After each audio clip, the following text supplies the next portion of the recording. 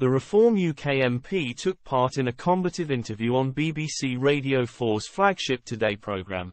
Lee Anderson clashed with the BBC's Nick Robinson in a punchy Radio 4 Today interview after the local elections.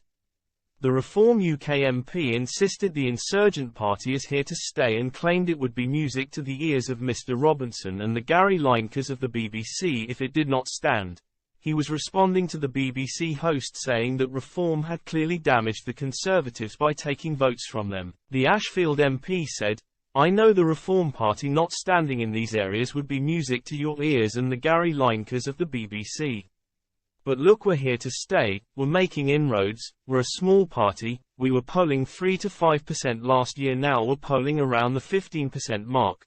Our trajectory is going up and up and up and the Tory party is going down and down and down.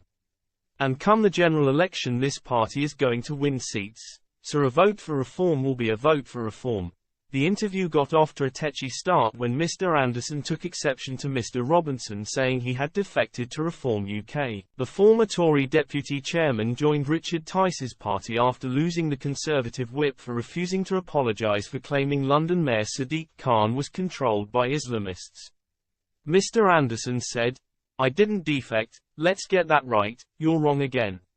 I was an independent MP when I joined the Reform Party, so please, if you're going to conduct this interview professionally, let's get the facts right." As Mr Robinson protested, Mr Anderson went on, "I didn't defect, listen, stop being so ridiculous. I was an independent MP and I joined the Reform Party. I didn't defect from one party to another. That's cleared that up, that's cleared that nonsense up."